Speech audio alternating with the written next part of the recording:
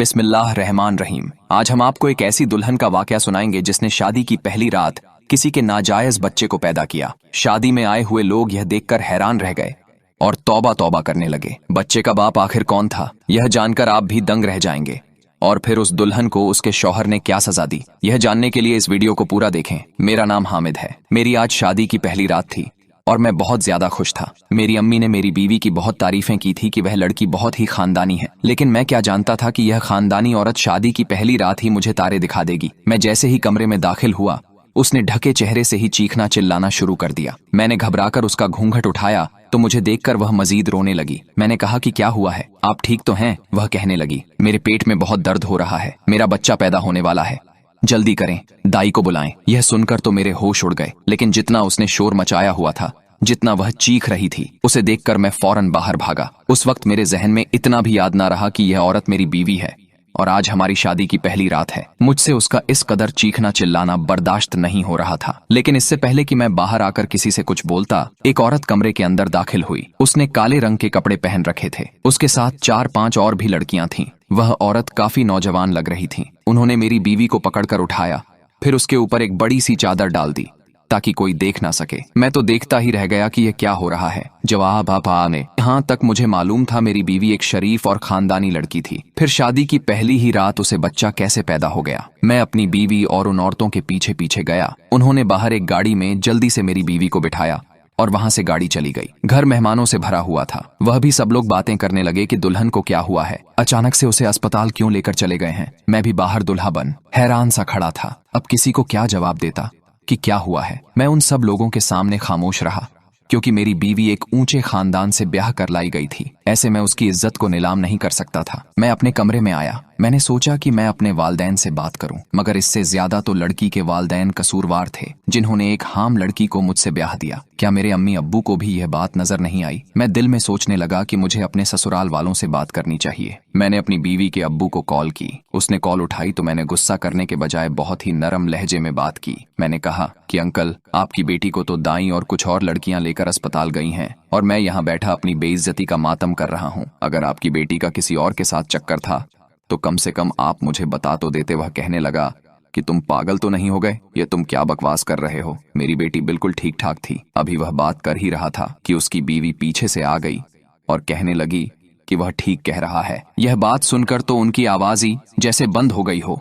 उन्होंने फौरन फोन बंद कर दिया। अब मुझे यकीन हो गया था कि मेरी बीवी के पेट में किसी और का नाजायज बच्चा था। मुझे उन लोगों ने सिर्फ और सिर्फ मुंह बेवकूफ बनाया। मैंने सोचा कि मैं अपनी बीवी को जाकर उसी वक्त तलाक दे दूं, लेकिन इससे पहले कि मैं कोई कदम उठाता, मेरी अम्मी कमरे के अंदर दाखिल हुई और कहने लगी कि बेटा, तुम बाहर आओ, परेशान होने की बिल्कुल जरूरत नहीं है। मैंने हैरत से अम्मी को कहा कि मेरी बीवी ने शादी की पहली रात ही किसी और के बच्चे को जन्म दिया है और आप कहती हैं कि मैं परेशान मत हूँ। आप यह कैसी बातें कर रही हैं? अम्मी कहने लगी, बेटा, मैं तुम्हारे दर्द को समझती हूँ, लेकिन तुम्हें मेरी बात भी माननी होगी। मैंने कहा, ठीक है अम्मा, मैं सारी जिंदगी आपकी ही तो मानता आया हूँ, अब भी मान लूंगा। मैं तो कोई खिलौना हूँ। मेरी जिंदगी के बारे में ना तो किसी ने सोचा और ना ही कोई ख्याल किया। अम्मी कहने लगी, अरे बेटा, लड़कियों की तरह रो क्यों रहे हो? मैं तुम्हारे भले की बात कर रही हूँ। बाहर आओ, तुम्हारे ससुराल वाले आए हैं तुमसे बात करने के लिए। वह तुम्हें कुछ कहना चाहते हैं। मैंने कहा, अम्मी, मैं उन लोगों से क्या बात करूं? अब वह मेरे आगे हाथ जोड़कर यही कहेंगे कि हमारी बेटी की इज्जत रख लो, उसे माफ कर दो। अम्मी कहने लगी, ऐसी कोई बात नहीं है, बस तुम बाहर आओ और फिलहाल जो तुम्हारे अब्बू कह रहे हैं वही करो। मैंने कहा कि अब्बा क्या चाहते हैं? अम्मी कहने लगी कि वह यह चाहते हैं कि तुम अपनी बीवी के पास अस्पताल जाओ और जाकर उसका हाल चाल पूछो। फिर जो बच्चा उसके पास पड़ा होगा उसे उठाकर गले लगाओ और उसको अपनाओ। सबके सामने मैं कहने लगा, अम्मी, आप होश में तो हैं? आप लोग मेरे माँ बाप हैं या दुश्मन? मैं किसी और शख्स के नाजायज बच्चे को उठाकर क्यों अपनाऊं? यह नहीं हो सकता। अम्मी कहने लगी, बेटा, हम जो बोल रहे हैं वह तुम्हें करना होगा। तुम्हें हमारी कसम है, अगर तुमने मेरी बात मानी और जब तुम घर आए तो मैं तुम्हें सारी बात बताऊंगी। फिर तुम जो कहोगे मैं वैसा ही करूंगी और तुम्हारी किसी भी बात पर फिर हमें कोई एतराज नहीं होगा। मैंने मजबूरन उनकी बात मान ली। मैंने कहा कि ठीक है, मैं आपके कहने पर उससे मिलने चला जाता हूँ। यूं मैं घर से निकला और अस्पताल पहुंच गया। मैं यही दुआ कर रहा था कि अल्लाह करे यह सब झूठ हो। अल्लाह ताला ने कितने अरसे के बाद शादी की खुशी दिखाई और अब यह सब हो गया। दिल में उदासी लेकर जब मैं कमरे में दाखिल हुआ तो देखा कि वहां पर कुछ लोग मौजूद थे, जिनमें 4-5 लड़कियां थीं और साथ में एक लड़का वहां पर मौजूद था। लड़का कुछ ज्यादा खूबसूरत नहीं था, मामूली सी शक्लो सूरत थी, जबकि उसे देखकर लगता था कि वह बहुत ही चालाक और शातिर है। मुझे देखते ही वह चौंक कर खड़ा हो गया। मैंने जाते ही पूछा, तुम कौन हो भाई? तो वह कहने लगा, मैं इस बच्चे का बाप हूँ। उस बच्चे को देखकर मेरा खून खोलने लगा, मगर अम्मी अब्बा ने कसम दी थी कि जो हमने कहा है वही करना। मैंने लड़के से कहा कि यह आपका बच्चा कैसे हुआ? यह लड़की मेरी बीवी है और यह बच्चा भी मेरा हुआ। यह सुनकर वह लड़का मुस्कुराते हुए कहने लगा, अच्छा ये कैसे हो गया? इतना प्यार एक ही रात में? जरूर मेरी बीवी लायबा ने आप पर कोई जादू किया होगा। यह कहकर उसने मुझे धक्का देकर कमरे से बाहर निकाल दिया। यह मंजर देखकर तो मेरा दिमाग ही घूम गया था कि अंदर मेरी बीवी का आशिक अपने बच्चे के साथ खड़ा है। फिर भी मेरे माँ बाप ने कहा कि मैं उससे जाकर हालचाल पूछूं और बच्चे को अपना नाम दूं। मैंने सोचा कि अम्मी अब्बू को कॉल करके बताता हूँ कि मोहतरमा का आशिक भी आ गया है अपना बच्चा लेने के लिए। लेकिन फिर मुझे अम्मी की कसम का ख्याल आया। मैं वापस कमरे में आया। मैंने लड़के से कहा कि अगर यह बच्चा आपका है तो आप इसे ले जाएं और मैं अपनी बीवी को वापस अपने घर ले जाऊंगा, क्योंकि यह मेरी बीवी है, मेरी इज्जत है। मैंने इससे निकाह किया है और निकाह का रिश्ता इतना कमजोर नहीं होता कि उसे एक झटके में तोड़ दिया जाए। वैसे भी मैं अपनी बीवी से बहुत मोहब्बत करता हूँ। मेरी यह बातें सुनकर उसका रंग पीला पड़ गया, फिर गुस्से से बाहर चला गया। मेरी बीवी रो रही थी। मैंने उस बच्चे को उठाकर पास खड़ी नर्स को दिया और कहा कि इसे फिलहाल तुम ही संभालो, मेरी बीवी की तबीयत ठीक नहीं है। मैं हैरान था कि इतनी खानदानी लड़की ने इतनी गिरी हुई हरकत कैसे कर ली। मैं अस्पताल से अपनी बीवी को घर ले आया तो मेरे अम्मी अब्बू मेरे सामने ही खड़े थे। मेरी बीवी को देखकर उसके किसी भी अंगद से नहीं लग रहा था कि उसने किसी बच्चे को जन्म दिया है। वह बिल्कुल ठीक ठाक चल रही थी और वही शादी वाला जोड़ा अभी भी पहना हुआ था। अम्मा ने आते ही कहा, आ गई मेरी बहू, और गले से लगा लिया। उसने भी अम्मा अब्बा को सलाम किया। उसे देखकर बिल्कुल ऐसा लगता था कि यह कुंवारी है। मेरी बीवी को अम्मा ने बड़े ही प्यार से अपने पास बिठाया। मुझे अम्मा से और अब्बा से उस वक्त बहुत ज्यादा नफरत हो रही थी कि शायद मेरे माँ बाप अमीर बहू के लालच में आकर उसके साथ अच्छा रवैया इख्तियार कर रहे हैं, जो कि नहीं करना चाहिए। मेरी बीवी ने इतनी बड़ी गलती नहीं बल्कि बहुत बड़ा गुनाह भी किया था, जिसकी उसको सजा तो मिलनी ही चाहिए थी। लेकिन अम्मा तो उसे ऐसे बिठा रही थीं जैसे वह बहुत पाक और परहेजगार हो, मुखायरे हो। मुझे बहुत अजीब लग रहा था कि तभी हमारे घर में एक औरत दाखिल हुई। उस औरत के साथ एक मर्द भी था, जिसे देखकर मैं हैरान हो गया। वह दोनों मियाँ बीवी लग रहे थे। मेरी बीवी ने बताया कि यह मेरी बहन और बहनोई हैं। उन्होंने हाथ में बच्चा उठा रखा था। आते ही मेरी बीवी के गले से लग गई और कहने लगी, मेरी बहन, तुम्हारा बहुत बहुत शुक्रिया। तुमने मुझ पर बहुत बड़ा एहसान किया है। मैं जिंदगी भर तुम्हारा यह एहसान नहीं भूलूंगी। अगर यह बच्चा नहीं होता तो मैं आज तलाक लेकर अपने मायके आ जाती। उसके शौहर ने गुस्से भरी नजरों से उसे देखा और कहने लगा, ऐसी भी कोई बात नहीं है, बस यह बिला वजह की बातें ना किया करो तुम। फिर कहने लगा, अब यह बच्चा हमारा हुआ और हमारा खून है, ये अब हम इसे पालेंगे। मेरी बीवी शर्माते हुए उनको देखकर मुस्कुरा रही थी। फिर अचानक से मेरी बीवी ने ऐसा रवैया इख्तियार कर लिया कि मुझे यखनी ला कर दे, मुझे कमजोरी से चक्कर आ रहे हैं। मेरी बीवी की बात सुनकर अम्मी फौरन उठ खड़ी हुई और कहने लगी, हाँ हाँ क्यों नहीं, मैं अभी अपनी बहू को गरम गरम यखनी लाकर देती हूँ। आखिर मेरी बहू ने इतना प्यारा बेटा जो पैदा किया है। यह कहकर अम्मी किचन में चली गई। उनकी बातें सुनकर मेरा खून खोलने लगा कि यह अम्मी को हो क्या गया है। पैसे के लालच में बिल्कुल पागल हो गई है। मैं भी अम्मी के पीछे किचन में आ गया। मैंने अम्मी से कहा कि आपका दिमाग तो ठीक है, हराम का बच्चा पैदा करने पर आप उसे बहू बहू कह रही हैं, और यह बाहर क्या तमाशा है? आपने मुझे कहा था कि जब मैं अस्पताल से आऊंगा तो आप मुझे सारी बात बताएंगे। अम्मी कहने लगी, तुम थोड़ा सब्र करो, इन लोगों को जाने दो, फिर मैं तुम्हें सारी बात बताती हूँ। वह बात जानने के बाद अगर तुम्हारा दिल मुतमिन ना हुआ तो तुम अपनी बीवी को तलाक दे देना। मैंने फिर से खामोशी इख्तियार कर ली कि चलो 1-2 घंटे और सब्र कर लेता हूँ। बाहर आया तो सब मेरी बीवी को बड़ी अच्छी नजर से देख रहे थे, जैसे उसने कोई बहुत बड़ा काम सरंजम कर दिया हो।